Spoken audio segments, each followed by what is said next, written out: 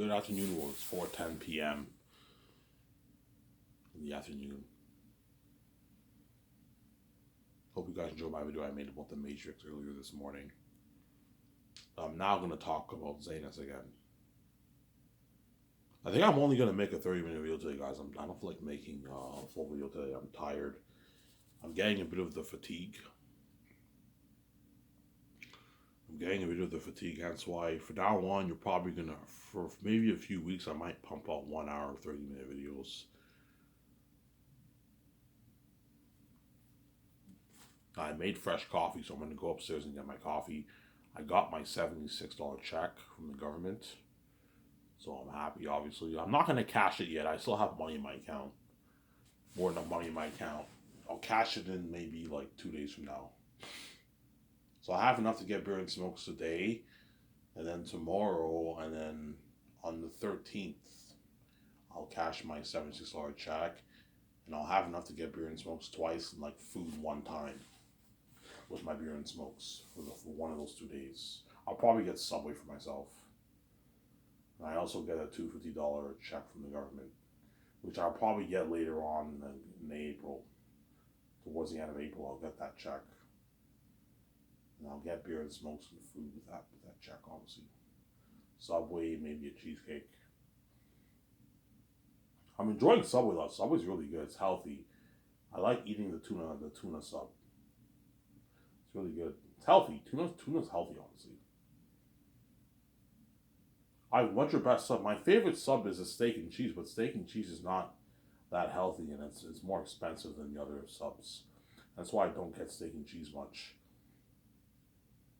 I get like the cheaper subs like tuna. BLT I like too, but it's very fattening. Bacon's not good for you. Whereas tuna's healthy, obviously.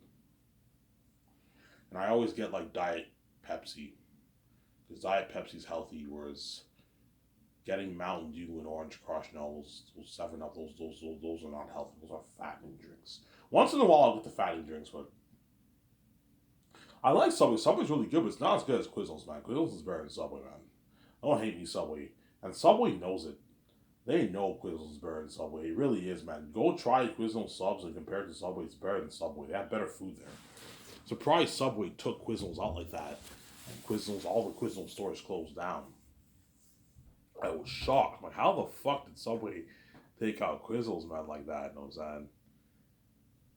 You know what I'm saying? Yeah, it somehow did. Subway's still so popular, obviously, and Quiznos, almost all the stores closed down in Canada and America. Yeah. See what I'm saying?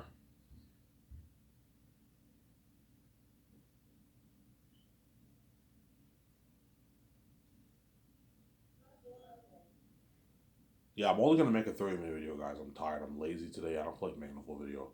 These videos are starting to wear me out. So I'm nice to do a 30-minute video for you guys. And then I'll take my shower, go to the store, get my smokes, watch the video with you after you guys. And I might continue Robert May Burnett's video. He talked about putting your characters before your world. It was like a 4 hour and 43-minute video. I might watch that, or I might watch John Campion's highlights. We'll see what happens. Yeah. But now on, I'll just watch John Campion's highlights. I'm not gonna watch the full video. All the highlights are there in the show. And after that, he does open mic, right? So I'm just like, yeah, I'll just watch the highlights. So Zanus I'll make for $1,200,000,000 based off my novel that I wrote.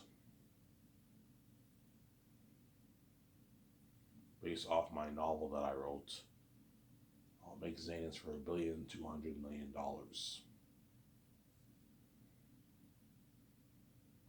based off my novel that I wrote.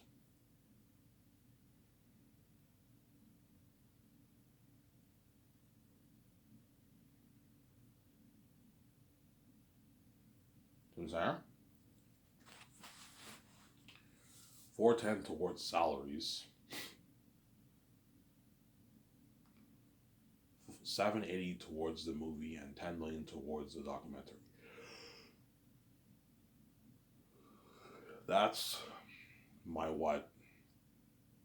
The structure of my budget for the Zangief movie project. And Peter and Mel, I'll pay them their salary out of my pocket.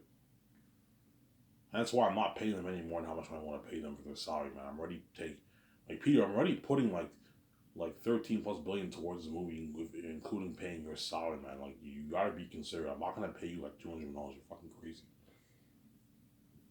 Peter knows I'm making money back easily. That's why he might try and push for more money. He might even try and push for a bigger salary. What about 150 million for the salary? I'm like, no. 85 million is enough. You don't make this in Hollywood. It's enough money, man. Peter, I'll pay him his 85 million base for his movie, which is like 100, like, I don't know, 7 million in New Zealand money. Sign a $100 million deal for his base if you convert the money to his New Zealand money, obviously. A massive contributor.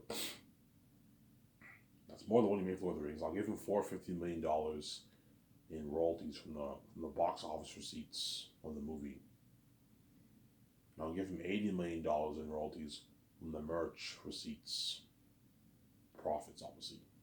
So Peter signed a $580 million deal, which is like a $682 million deal in New Zealand money. He signed almost a $700 million deal. It's a massive contract. Walk away with like $360 million in his bank after his agent. Taxes, yeah. It's a massive contract with Peter, yeah, man. His agent will make Peter's agent will make like $40 million off Peter. And Peter takes $360 million home to himself. $362 million. His agent takes like $40 million of the pie, man. That's why his agent will be very happy, because he knows he or she knows he's gonna strike it richer. They're gonna make like $40 million off Peter. Mel Gibson's agent will make like $12 million off Mel around there. Still make a lot of money, but not the kind of money Peter Jackson's agent will make. And the Hollywood actors, their agents will make like 1.3, 1,900,000, 800, 600, 400, $450,000. So agents are gonna make a lot of money too, but not the kind of money Peter Jackson and Mel Gibson's agents are making. Well, if you can make 400,000, 300,000 plus as an agent, that's a good paycheck. That's a lot of money, man. Making 400, 500, 600K, 700, 800K. Yeah, that's how much those actors agents are gonna make. They're gonna make a lot of money. Because their agent takes 10% of all the actors' earnings. I'm sorry? Agents take 10% of all the actors' earnings, yeah. Mel Gibson, I'll pay him $56 million base for the movie. And I'll give him 170. I can give him a bit more. I can give him 180. Give him $180 million for the royalties if you want. No, 170 is enough. Give him $170 million for the royalties. It's enough money for him. In royalties from the box office receipts of the 4K we sold on Amazon, he gets $170 million in royalties from the receipts, the box office, obviously. And then for the what?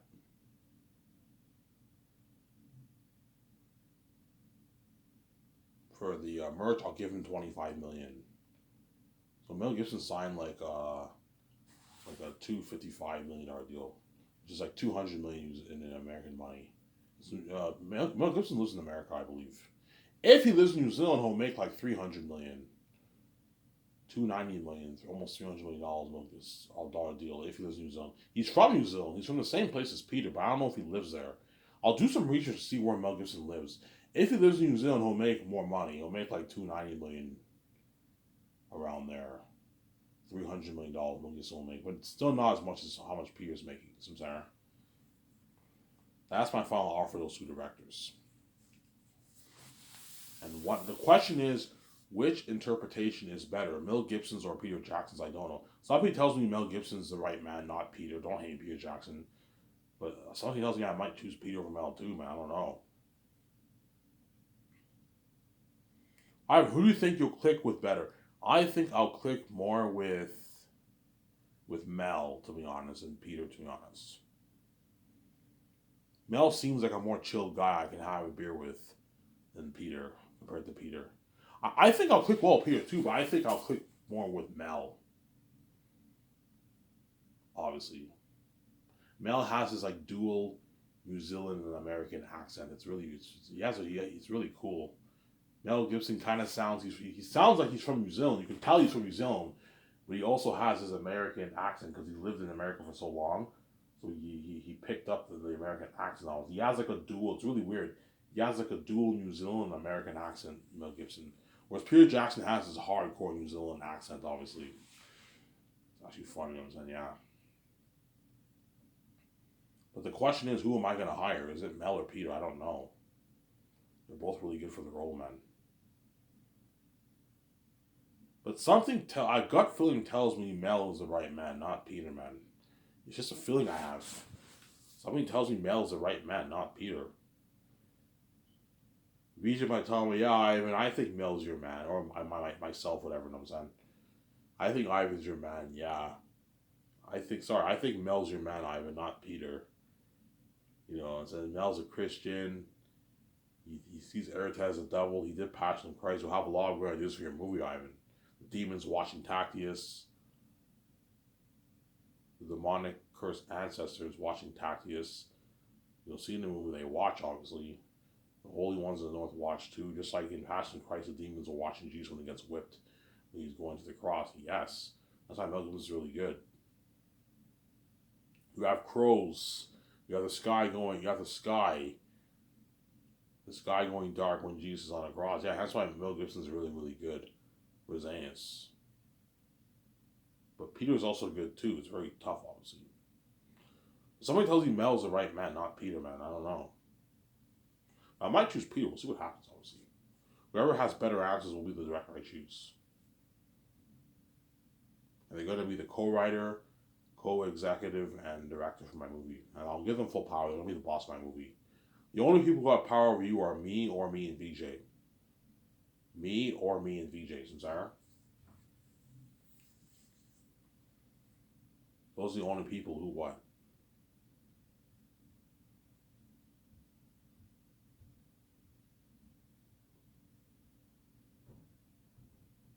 Those are the only people who what? Who have power over Peter. Just like Peter was the boss of Lord of the Rings, Mel Gibson was the boss of Passion of Christ. The only people who had power over them were the studio heads. The only people who had power over Peter were Bob Shea and Michael Lynn. Obviously. And the other executives in the movie. For New Line. Yeah, Peter was the boss, but he answered to Bob Shea and Michael Lynn for Lord of the Rings, because they were the executives of New Line at the time. So he answers to those guys, Peter. Whereas Peter will answer to me or me and VJ, because we're the boss over him, obviously. We're the studio heads. We're the one paying him his salary. We're the ones funding the movie. But I'm not gonna be heavily involved. I'm not gonna micromanage Peter. I'm not gonna micromanage. I'm gonna let Peter do his thing. But I'm obviously gonna help him out a little bit, obviously. Show him clips. I'm gonna help Mel out a little bit, show him clips that way he's prepped as a director. And I'll probably go over some of his notes. I can give some of my input. I'll probably go over a bit of his notes a little bit. Every day, whatever you wrote down, I want to go over your notes. That way I make sure we have the same vision. I have ideas during the concert arts. I will let Peter or Mel know during the concerts what I'm thinking of for the movie. Yeah, I want the world to look like this. Lion King feel kind of. The mist veils the south is cursed. Once you pass that mist, you're in Eretat's region. He's a king of the south. The mountain regions, that's Ephesus territory. He's a king bad of the mountains in the city, obviously. The Gilead city. Zimzar. Yeah. Awesome. Give me a second, guys. I'm going to go upstairs and get my coffee. I'll be back in a second. Don't hate me. What's up? It's going to be we don't want to wait.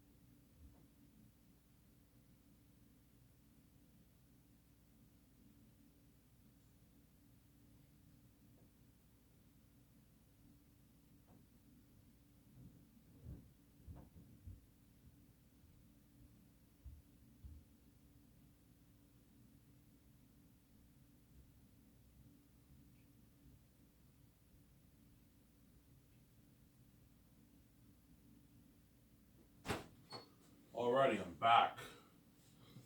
I went upstairs to get a coffee. If you don't like waiting, don't hate me, you know what I'm saying? Let's get the video, guys. Yeah, sorry, I only feel like making like a 30-minute video, guys. I'm really lazy today, man.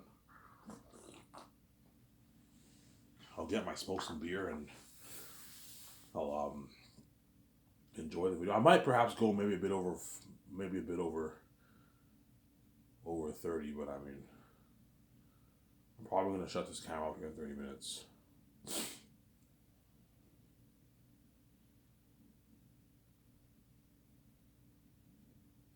Yeah. So we'll talk about my book. So Eretat, I'm gonna tell Peter, no, they read my book obviously. Eretat is the king of the south and the king of Barak. Ephesus is the king bat of the Gilead southern mountains. He's the king of the mountain regions and he's the king of the Gilead city, which is like Moria. I think something like Moria. And Eretat's the king of the south. Think of you're gonna see this massive city in the movie, and the wolves sleep in like pavilion tents and that kind of. Eretat has like a royal pavilion tent. He doesn't have a castle, no. He has like a royal pavilion tent. So it's a nice royal pavilion tent. And that's where Aslan and Narnia, something like that, a big royal pavilion tent like that. Eretat sleeps in the pavilion tent, obviously, and he has his own throne too, but it's a silver chair. I got the idea off the silver chair off Narnia, the book, the silver chair. He has a silver chair throne, Eretat. I don't describe the throne that much. It's vague in the book, but in the movie you're gonna have this. He has this like nice throne. He sits on this nice throne. You'll see what I mean in the capture chapter with Asitonius and Cassius. Look at an amazing story, yeah. And the spies of the south are Eretat's crows. They're called the spies. Eretat's spies are the spies of the south. They keep watch for intruders. Who are they keeping watch for? The Northerns. Because the Northerns are not welcome in Eretat's territory. Just like Eretat and the wolves and bats are not welcome in the Northern territory either. That's why you have the Watchers of the North, who are the Eagles, who keep watch of the wolves and all that stuff. And you have Eretat's spies, you see what I'm saying, or who keep watch over the south. Obviously. But the Eagles are not spies, they're watchers. They're called the Watchers of the North. If you read the prologue, Tachyus the First calls them Watchers of the North. They're the Watchers of the North. They're very minor characters in the book when you read it. That's the one flaw in my book. The crows and the eagles are not really developed that well. They're very minor characters. In the movie, I'm probably going to develop them a bit more, have them have more scenes. But they're minor characters in the story. But if you read it carefully, the eagles are the Watchers of the North. That's really like an amazing story. They're good, the eagles. They're good. They're not cursed beings. They're beautiful eagles. You know how the eagles in Lord of the Rings, The Hobbit are good? Yeah, the eagles, they're not as big as those eagles. Those eagles are huge, but they're pretty big eagles, and they're the Watchers of the North. Peter's like, oh my god, Ivan, Watchers of the North, holy shit, Ivan, like my Lord of the Rings movie, but yeah, Ivan, you look at an amazing movie, Ivan. The Watchers of the North, I'm like, yeah, Peter, holy shit, Ivan, you're an amazing story. And the crows, the spies of the south, like my Lord of the Rings movie, you have those the crows watching. I'm like, yeah, holy shit, you're looking at an amazing story. They're evil. I'm like, yeah, they're evil. Obviously. And you also have the wild crows. The wild crows are not spies of the south, but they roam around the Blood Valley area. Sometimes they can kill humans too. They're bigger than the average sized crow. And Eretat's crows are bigger than the wild crows. The wild crows, I call them wild crows or ravens. Interchangeable words. They're the same breeds of birds. Ravens and crows are the same kind, right? Same species, right? Yeah. Obviously. You have the wild crows who don't talk. You have Eretat's crows who talk. Hence why I want to have John Howland make sure make sure you show a distinction between Eretat's crows and the wild crows. Eretat's crows talk, they're bigger. The wild crows don't talk. See what I'm saying? And the eagles talk too. Obviously. Right? And then Tachyus is the prince of the north. He's a prince of Zanus. His father is the king of the north, the king of Zanus, Tachyus the First. Queen Sarah is a queen of the north. She's a queen of Zanus. Asitonius is part of the royal family. It's his cousin. Cassius is his cousin. He's a general of the army. Meramis is a captain of the archers and the wall guards. Obviously. See what I'm saying? Yeah, that's why I look at Amazing Story. Yeah. So Tactius is not the king of Xanus or the king of the North yet. He's the prince of because he did not find a bride yet. Obviously, in order for him to become king, he has to find a bride. He did not find a bride. You guys already know who the bride is. You know who it is, obviously. I won't spoil the story for you. Tactius is the prince of the North and the prince of Xanus. That's why you look at an Amazing Story and a Masterpiece. Yeah, man.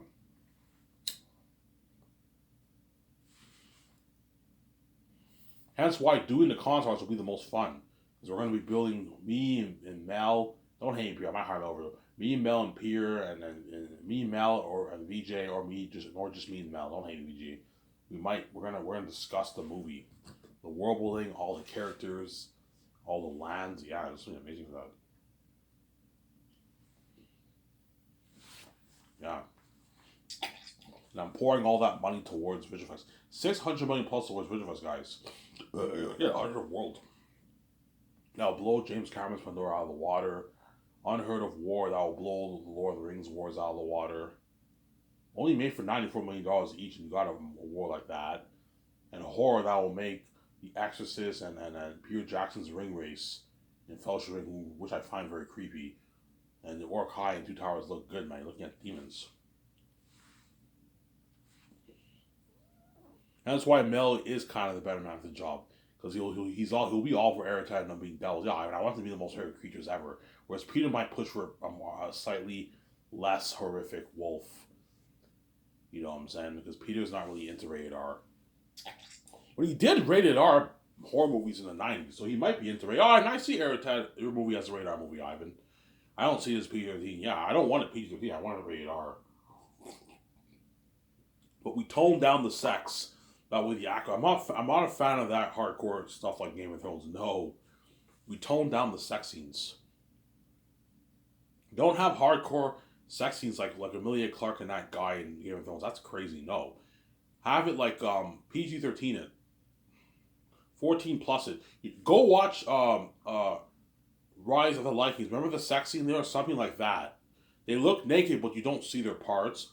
Or something like the way Neo and Trinity were having sex in Reloaded. Something like that for the sex. Don't have it full everything that the actors do. Make the actors comfortable, man. I'm not a fan of that crazy stuff. Yeah, Ivan, that's fine. We can. John Favreau might tell me, yeah, Ivan, tone down the sex. Yeah, I'm gonna tone down the sex. I don't want it like hardcore like Game of Thrones. That's crazy, man. But the horror, the action sequences, that's real shit. You see blood, you see heads getting cut off. That's real shit. You know what I'm saying? Because the wolves feast on human flesh because they're cursed beings, obviously. Yeah. Why are the wolves cursed? Why is the South cursed? You'll find out when you read the book. I won't spoil the story. That's what we're looking at Masters that I wrote, man. Best fantasy story ever told, yeah. That's why those Lane's actors are lucky. Once all the Hollywood actors read my book and they see me trending with George Lucas, it's finally gonna hit their minds, oh my god, Ivan's making that Zane's movie. Man, you guys are lucky. You're gonna be in that movie. Yeah, you're gonna see Oscar Isaac, Adam Driver, Daisy Ridley. They're all jealous. They're all envious of John Boyega. John Boyega's chosen for my movie. He's gonna play the role of my cousin. Major character movie too. Yeah, man. He's gonna sign that massive contract, that 15, $16 million deal. Yeah. You know, walk away like $6 million in his bank out of taxes. Kind of fat paycheck. None of those guys make that money in Hollywood. Oscar Isaac probably negotiates for $2 million for his movies, 2.5 if he's lucky. Adam Driver probably negotiates for the same thing, 2, 3 million, 4 if he's lucky. Because those guys are ace actors, but they're not that big. If you're not that big, it's going to be tough for you to negotiate for a $10, $8 million contract in Hollywood if you're not that big of an ace actor. But there's exceptions where some guys can make bank, obviously. Like Jason Momoa, I heard made $15 million for Aquaman. Yeah, the guy he's not that big of an ace actor. He's an ace actor, he's a small ace actor, but he's not that big. But to be fair, that's DC. If you do Marvel and like DC movies, chances are you can negotiate for higher contracts.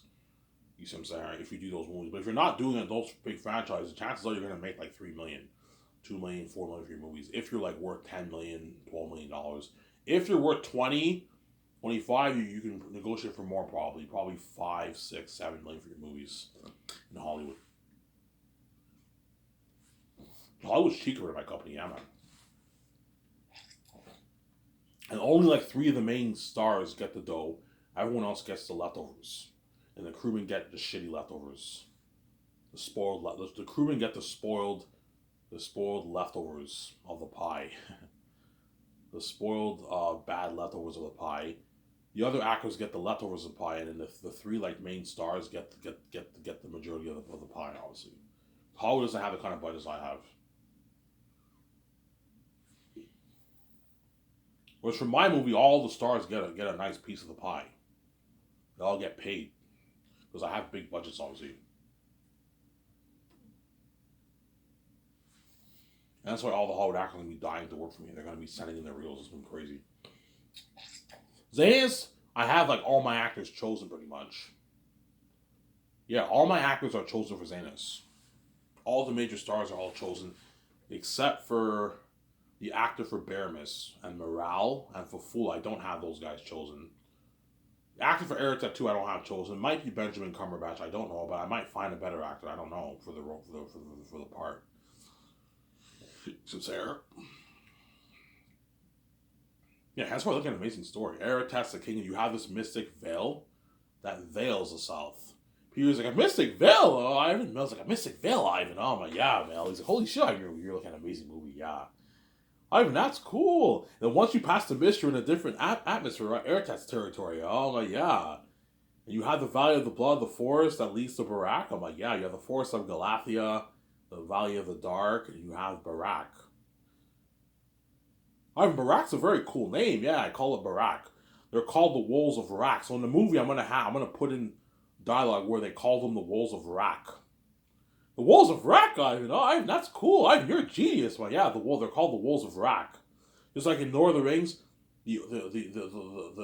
what? You have the orcs of Isengard and the orcs of Mordor, right? Ereteth and the wolves are not, they're not called Barakians. No, they're not human. So they call them the wolves of Rak. The Southerns call them the wolves of Rak. The Northerns call them the wolves of Rak. And the bats are just called the bats. And they're just called bats. The bats. But in the movie, I might maybe throw in a phrase, the bats of Gilead or something like that. You can do that if you want. Add a few dialogue in the movie to make it more interesting if you want. We'll see what happens. The Wolves of Rak, Ivan. Oh, Ivan, you're a genius, man. You wrote an amazing story. Yeah, Guillermo del Toro might put me over. Yeah, and I think your movie will top Peter Jackson Lord of the Rings. Yes, it will. Follow the story. You write a good script. You pour all that money towards the movie. You have me act as Tactius. My wife is VJ or someone else's VJ. Don't hate VJ, you know what I'm saying? And what? And you hire the best Hollywood actors for the role. You pay them money. You pay the crewmen a lot of money. Everyone works hard for you, get a better movie. You pay the directors a lot of money, everyone works hard, you get a better movie. The first shoot director team, second director team are going to work really hard for me because I'm paying them their $150,000 salary, which they don't make in Hollywood. They make like 50, 60K in Hollywood. So I'm saying, yeah, think about it. I'm paying the first shooting director team, second director team like $150,000. And the supervisor, I can pay her like $220,000. You pay them that salary, they're going to work harder for you. And they're gonna help Peter and Guillermo del Toro out a lot. My two scribbles out a lot. So to take the stress off Mel or Peter, you hire an assistant director to help him. That way, he's not as stressed out, obviously. And I'll have my two scribbles help them out a little bit. I'll have them mainly handle the business. I'm also gonna have them help out Peter or Mel a little bit with the directing job. That way, they're not stressed out. Help Guillermo del Toro out. That's why you got to give them Peter and Guillermo del Toro's notes, and they have to study it. That way they're prepped. They have to study the script. And I'm going to give the first shooting director team, second director team, Peter's notes. A copy of Peter's notes. I want you guys going over all of Peter's notes, man. That way you have an idea of what his vision is for the movie. You can help him out and read the script a few times, and that way you have ideas for all the scenes. The wars, the gathering, they can help Peter and Guillermo del Toro out. But you need a first shooting director team, second director team to help out your directors. With the action sequences, the extras, the war, the gatherings, and they help Peter and all them out, yeah. Most movies have two units. First unit director team, second unit director team. And sometimes they even have three. But I'll probably hire two or perhaps three. Two to three units I'll hire. 2 units is enough. I gotta save money. I'll hire 2 units. A first unit team, a second unit team to help out Peter and Del Toro. And I'll have the stuntmen help Peter and all them with the action sequences. Tell the actors what to do for the action sequences, that kind of stuff. So that way they help Peter out. Because directors tend to not be the best for directing action sequences. And that's why have stuntmen in the first unit team help them out with that. Help Peter Guillermo or Mel Gibson get a Toro out with the action sequences. So we get a good movie. I know I'm doing it for the war. They help coordinate the war. The war in the beginning, the war in the end. The big battle, mini war in the caverns. The battle sequence with Tacitones and Cassius and the Fool and the 25 Wolves. You need to what? Coordinate that, obviously. That's what you get that way you get a good movie. Yeah, that's what like an amazing movie for Zayas, man. Yeah, an amazing movie, man. Yeah, man. An amazing movie. Those Zayas actors are lucky. I could talk for maybe an extra 10 minutes, guys, and I'll shut this cam off here. I'm going to take my shower and I'm going to trip my ass. I'll go to the store and get my beer and smokes. I'll see you. Shut my cow here.